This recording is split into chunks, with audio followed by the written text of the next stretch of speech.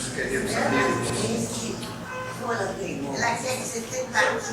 que Deus nos ajude nessa noite, nos enviando aqueles esclarecidos irmãos espirituais que nunca faltam com a assistência à humanidade.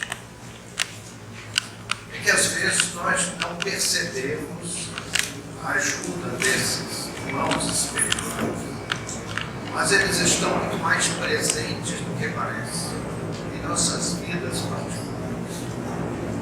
Aqui em especial já chegam espíritos muito adiantados que escapam à nossa visão mediúnica em função da hierarquia desses companheiros, mas que nos amam profundamente e nos trazem o seu carinho, o seu apoio, para que possamos estudar os ensinamentos do Cristo e depois lá no mundo tentarmos viver os conselhos do Senhor. Nós pretendemos nessa noite comentar com os amigos a respeito de uma experiência mediúnica. A mediunidade situou-se em nossa vida desde a infância. Aquelas barreiras mais comuns que separam os homens da espiritualidade começaram a ser derribadas ainda em nossa tenra infância. Nós tínhamos amigos e parentes que a família não conhecia. E os pais sempre, isso é coisa de criança. Criança é assim mesmo. Deixa pra lá. Então nós tivemos muitas experiências interessantes. E aqui pretendemos comentar nessa noite, está entre as muito interessantes.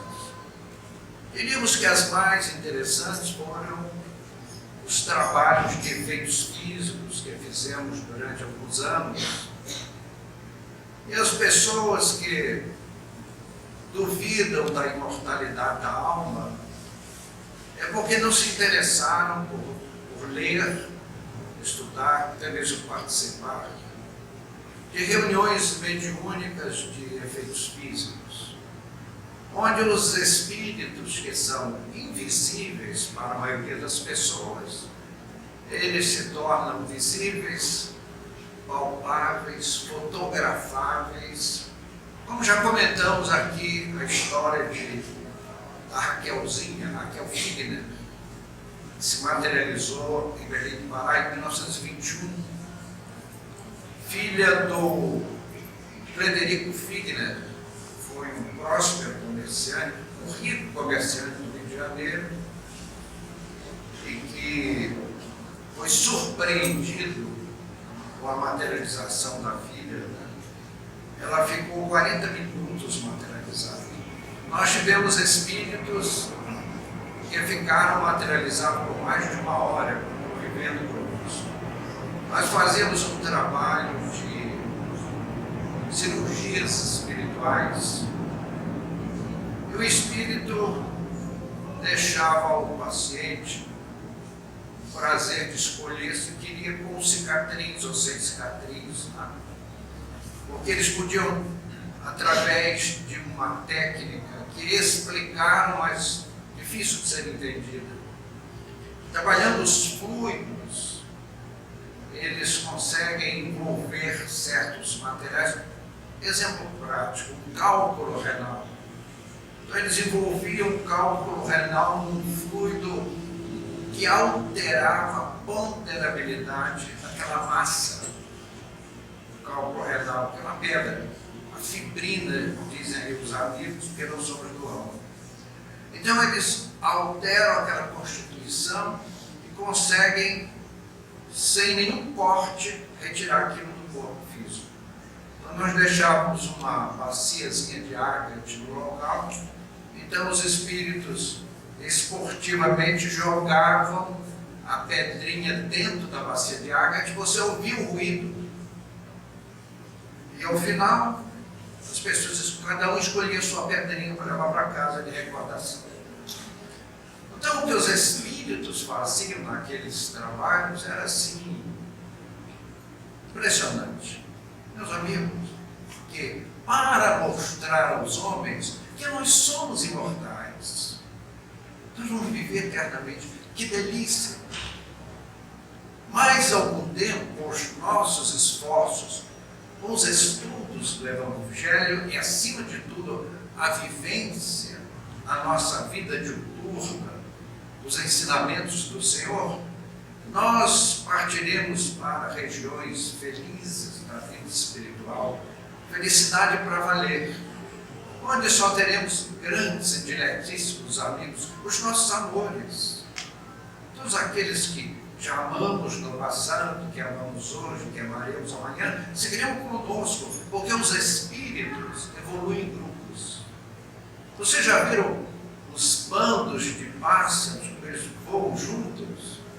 Aquilo é a natureza chamando a atenção para a evolução grupal dos espíritos, desde as instâncias primitivas, ainda nos reinos animais, já em conjunto fazemos a nossa evolução. Então, meus amigos, aquelas reuniões de efeitos físicos deixam assim uma saudade enorme. Só que nós precisamos realizar outros trabalhos. O Chico foi advertido por Emmanuel, no grupo do senhor Perácio, senhor e senhora Perácio. Eles começaram a fazer reuniões de efeitos físicos com o Chico, e com um sucesso extraordinário. Mas o Emmanuel apareceu e, como dizemos na linguagem popular, botou o dedo no suspiro do Chico. A sua missão é o livro, Chico. Cada médium tem uma missão na mediunidade.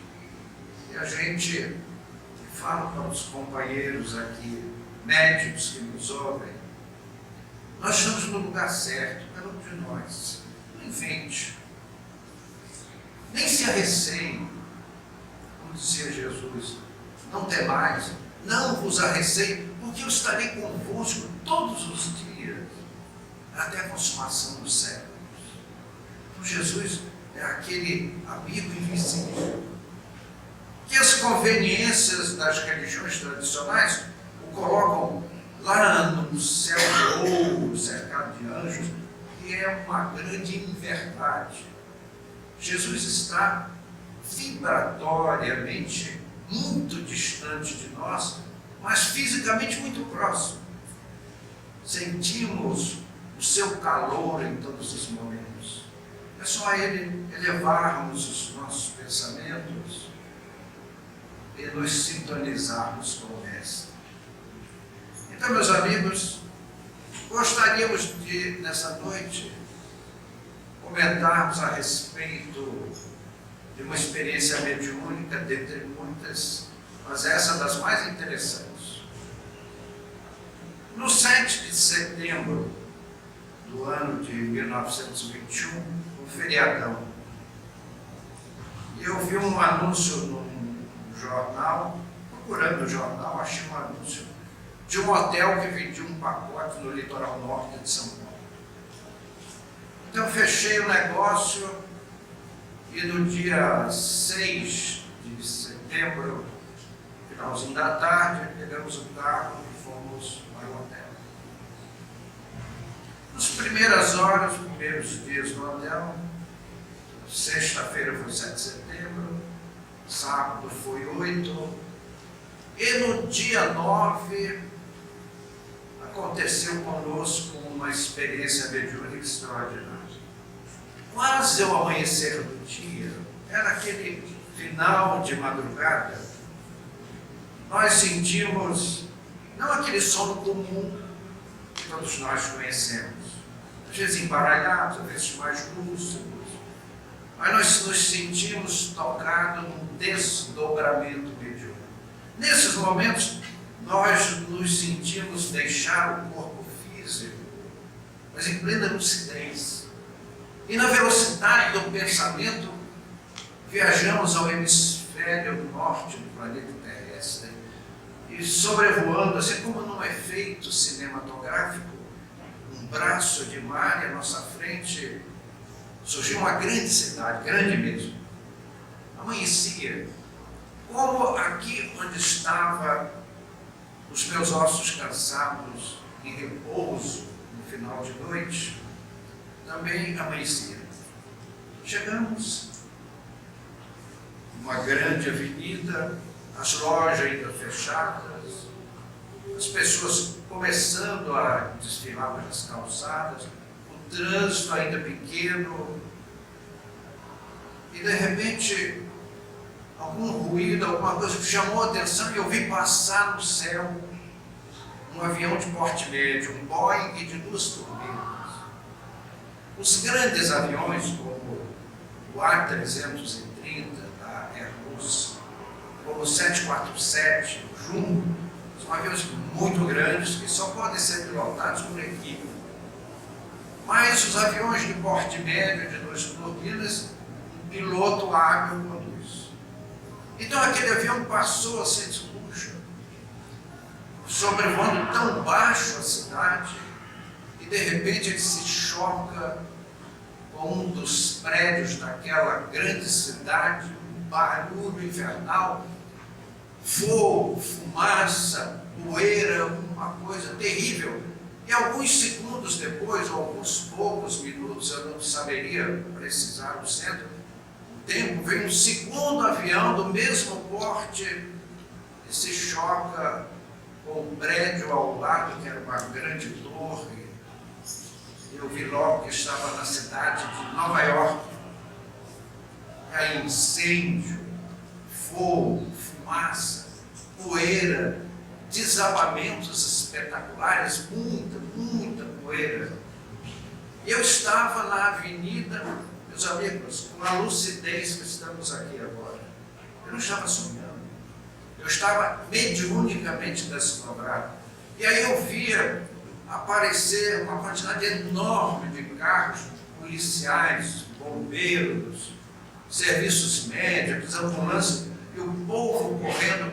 E eu vi aquela fumaça gigantesca vir na minha direção, e eu me desloquei para um canto, onde havia uma mureta, uma grade, para sair da frente da massa humana que vinha correndo. Eu nunca esqueço uma mulher negra, magra, coberta de poeira. Ela ficou branca com a poeira, os seus cabelos eram puro cal. Aquilo tudo no meu coração disparou, eu fiquei profundamente assustado e despertei na cama do hotel. Como estava amanhecendo o dia, tomamos o café da manhã e fomos para a praia. Na praia eu comentei com a minha esposa, que está aqui presente, nos ouvindo falar. Eu falei, puxa, eu tive um desdobramento mediúnico e vi um acidente terrível. Uma coisa que eu nunca tinha visto antes. Contei toda a história para ela. Ela ficou muito preocupada, disse, puxa vida, será que esses aviões vão cair no nosso bairro, que é aqui onde nós estamos, né? Mas eu estou tranquilo que isso já aconteceu, não tem mais. Aqui em Moema, um avião uma vez entrou num prédio aqui perto, ficou com a cauda para fora, assim. Isso foi um japonês, tomou muito saquê na festa, andou errando o caminho. Né? Então, meus amigos, eu contei a história em detalhes para ela, disse, puxa, eu espero que não seja no nosso bairro, tá vendo só? Não é uma comunidade. No bairro dos outros pode, no nosso não pode. Com certeza, nós moramos aqui. Então, um amigo terminou o feriadão, pegamos o carro, voltamos para São Paulo, e na segunda-feira você se ausenta, porque há muita pendência, pagamentos e tal. Na terça-feira de manhã, 11 de setembro, eu estou na sala compilando os meus papéis, aí uma pessoa ligou para mim e disse, olha, liga a televisão. Eu falei, em que canal? Mas qualquer um. Aí eu liguei na Globo, meus amigos, quase que o meu coração saiu pela boca. Que susto! Meus amigos, eu vi o meu sonho nos detalhes na tela da televisão, mas nos detalhes. Aquele braço de mar, aquela grande cidade, aquele princípio de manhã começando a vida na cidade de Nova York, os 2 aviões batendo nos prédios, exatamente o que eu vi no meu sonho. Então, meus amigos, aí vem as grandes perguntas para isso. Alguém disse logo, isso foi um sonho premonitivo. Meus amigos, os adversários do fenômeno mediúnico, os materialistas, costumam dizer que a mediunidade é hiperestesia do subconsciente. Puxa, deve ser, né? Deve ser, né? Um palavratório desse tão complicado, deve ser verdade, né? Porque você, quando vai ao médico, é uma beleza, porque ele inventa uma porção de cada doença elegante, com os nomes assim, bonitos, uma terminologia acadêmica. Puxa, a gente sai assim do consultório médico, fica acreditando só. Eu não sou qualquer um, não. Eu tenho essa doença aqui, que eu não sei nem dizer o nome, tão complicado que é. Para o médico, dor de cabeça é cefaleia. Puxa vida, eu estou com uma tal de cefaleia, já pensou? Coisa chique. Coisa para gente fina, não é qualquer um que tem cefaleia, não. Então, meus amigos, aparecem as definições, as terminologias acadêmicas. Você teve um sonho premonitivo. Meu amigo, o que é um sonho premonitivo? Convido os amigos a estudar a obra de Kardec. Há um trabalho do mestre Lyonnais sobre premonições, sobre profecias. Então, vejam só, eu não posso crer que a espiritualidade amiga dê um porte elevado, que os espíritos de uma evolução mediana não conseguem promover para o médium uma observação desse jaez. Hoje é fácil falar sobre aquele 11 de setembro, sobre o World Trade Center, aquele terrível, infame, absurdo ato terrorista que ceifou a vida de milhares de pessoas, preciosas vidas, que fez ato contínuo milhares de órfãos, de viúvas, de grandes prejuízos emocionais para toda uma população operosa, trabalhadora. Como é a população americana? O mundo já esteve dividido entre Estados Unidos e União Soviética. Era um duopólio mundial, 2 blocos. Que grande tolice, meus amigos. É porque nós ainda somos espíritos primitivos, agarrados aos interesses da terra. Meus amigos, aprendi uma lição com um silvícola, um pele vermelha americana. Ele disse que nós não somos donos da terra, a terra é que nos possui. Uma lição para a gente meditar a vida inteira. Para o índio americano, para o pele vermelha, eles não se consideram donos da terra, eles se consideram possuídos pela terra. Então, meus amigos, hoje nós estamos divididos em 2 facções: os que são a favor e os que são contra os americanos, que é uma estupidez inqualificável, porque o cidadão americano é o irmão nosso, como nós somos. Porque é uma nação mais desenvolvida, Porque a espiritualidade ali enviou espíritos mais adiantados, deu oportunidade para que fosse edificado o carro-chefe da vida planetária para o desenvolvimento tecnológico do mundo. Então, isso é obra divina. Então, matarmos cruelmente as pessoas e, acima de tudo, as esperanças.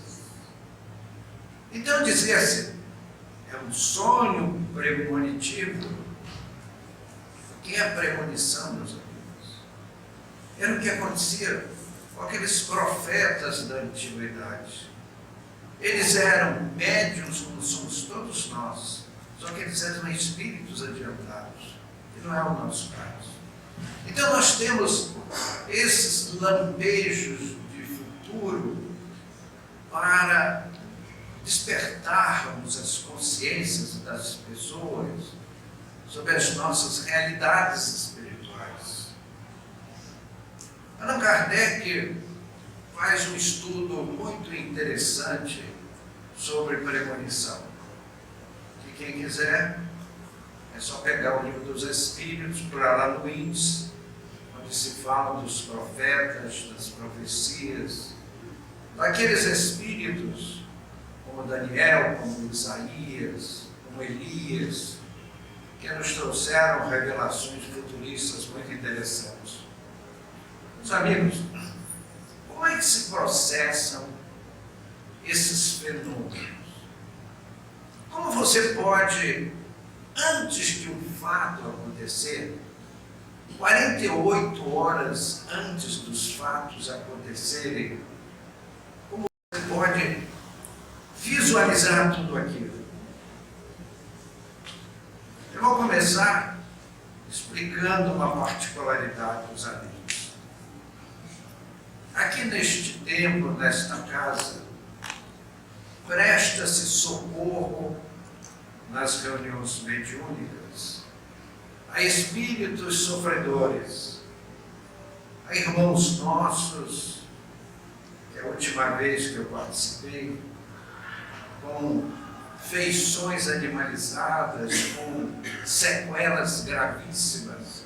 E vi um espírito que ele tinha um suicida, uma ferida enorme no peito que sangrava permanentemente. Mas aquele ambiente de redor, ele se altera e a gente pergunta, mas como? Aqui não existe prédios vizinhos, alvenaria, o chão, o teto. Os espíritos orientadores dos trabalhos, eles alteram o meio físico e se expandem para as regiões próximas, assim como um ginásio de esportes. E arrumam os grupos de espíritos, segundo as suas necessidades, segundo os seus sofrimentos, segundo critérios que nós não dominamos com profundidade. Então, meus amigos, tudo aquilo é o que os espíritos chamam de forma-pensamento. O planeta terrestre, ele é uma forma-pensamento. Ele é o pensamento do Cristo, que tomou o fluido universal, que foi a expressão usada pelos Espíritos para Kardec, e com a mente que nós não podemos imaginar, plasmaram todo o planeta terrestre, com todas as suas particularidades. É um poder mental, amigos, inimagináveis para nós homens.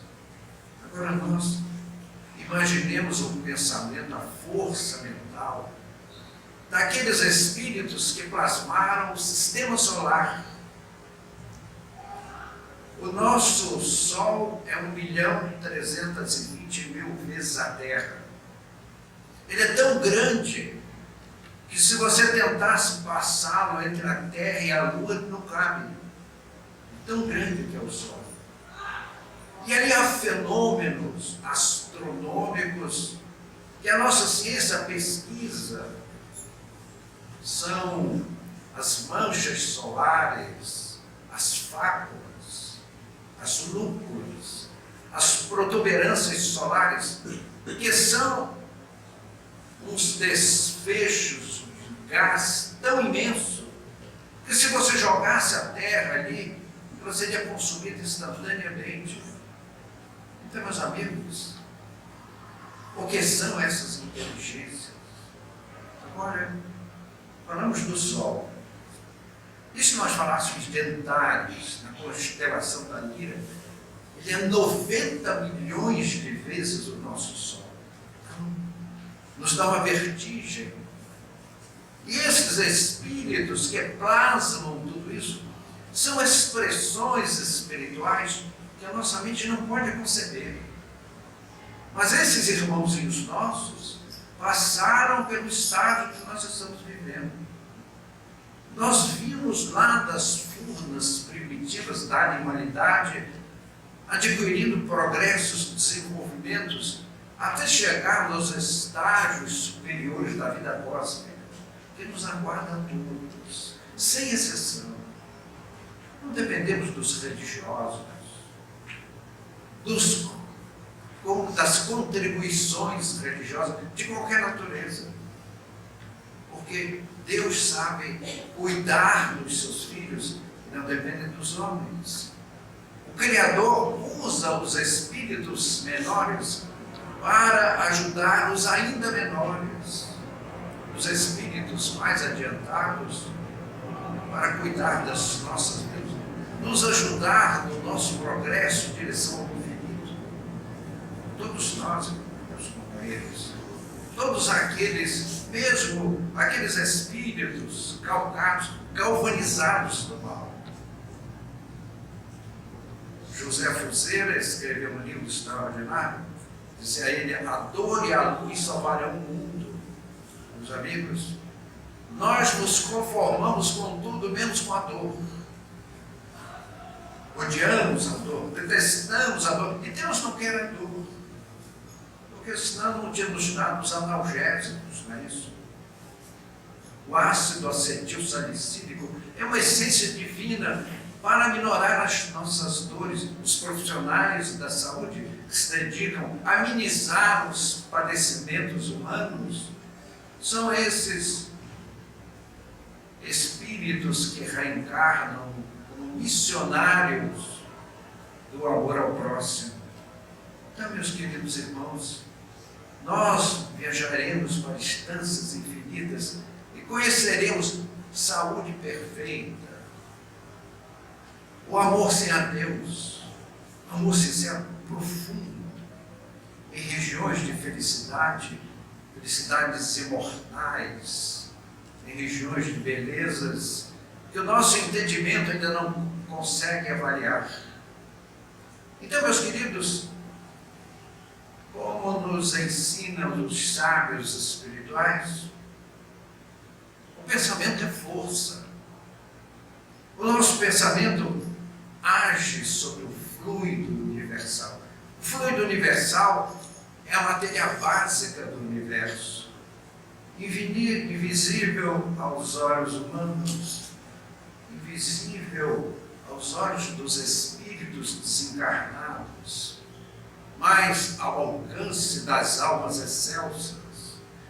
E nós vamos, com a nossa mente, aprendendo a manipular, e a palavra manipular, entre aspas, o fluido universal. Todo mundo aqui conhece uma expressão muito comum no nosso mundo. Vocês já viram, não viram, mas já ouviram falar de briga de vizinha? Já ouviram falar? E as pessoas falam, dizem assim: a dona Margarida disse cobras e lagartos da dona Josefa. Todo mundo conhece esse ditado. Se é que você já não ouviu cobras e lagartos, de onde veio esse comentário, essa expressão cobras e lagartos? Meus amigos, não é difícil explicar. A nossa mente, com as nossas emoções e a emoção inerente aos filhos de Deus, as pessoas extrovertidas que gostam italianos são assim, até falam com as mãos, né? Você prender a mão do italiano, ele não sabe falar. Mas há as pessoas introvertidas que não revelam as suas emoções. São as pessoas introspectivas. Mas dizer que alguém tem emoção e que eu não tenho emoção não é verdade. A emoção é inerente ao espírito humano. E com as nossas emoções, nós mexemos no fluido universal e fazemos cópias dos nossos pensamentos. É por isso que os Espíritos e o próprio Cristo, orai e vigiai. Amai ao vosso próximo. Quando nós nos devotamos em amor a alguém, nós estamos transformando o fluido universal e envolvendo aquela pessoa numa matéria mental que o homem encarnado não conhece. Mas para os espíritos adiantados, matérias perfeitamente palpáveis. Num dos livros de André Luiz, ele narra uma cena muito interessante de uma moça que foi duramente castigada por alguém e que ela tem uma expressão de ódio e rancor, e quando ela faz isso, o espírito obsessor pega aquela matéria mental e vai atrás do agressor para usar aquilo para causar, para devolver na lei de ação e reação, de causa e efeito. Então, meus amigos, o que nós vimos, senão as formações mentais? Porque os nossos tutores espirituais nos colocaram em sintonia com aqueles encarnados e desencarnados que tramaram aquela ocorrência, que planejaram todo aquele lamentável episódio do 11 de setembro, a destruição das torres gêmeas do World Trade Center, que nos causa enorme pesar, porque aquilo custou o sangue, o trabalho, o suor de toda uma coletividade para abrigar pessoas. Foi o bem transformado em pedra e cal para a vida feliz dos seres humanos.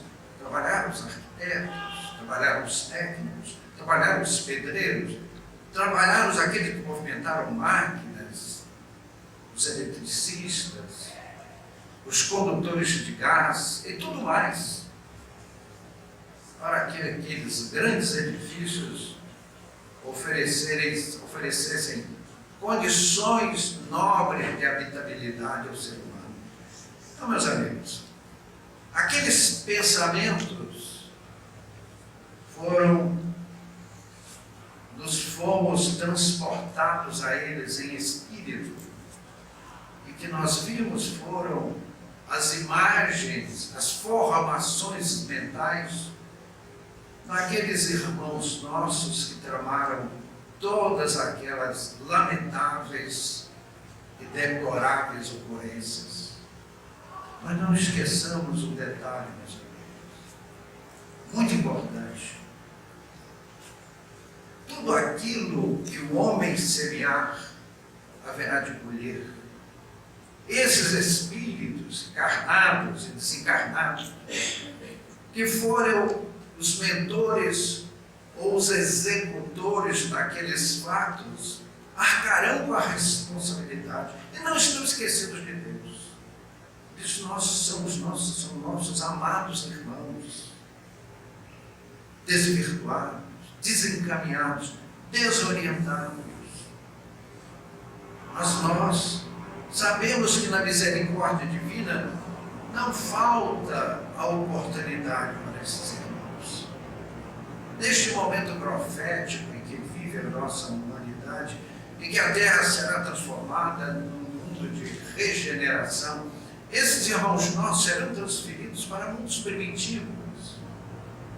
E ali, como na sábia advertência de Jesus, haverá choro e ranger de dentes, meus amigos, pedimos a Deus nesse momento que esses irmãozinhos nossos, primeiro, aqueles atingidos por aquele evento do World Trade Center, que eles aproveitem a oportunidade para perdoar, para desculpar, e que no coração de Deus, o Criador das galáxias, haja um espaço para esses irmãos que inadvertidamente estenderam a dor e o sofrimento a uma coletividade.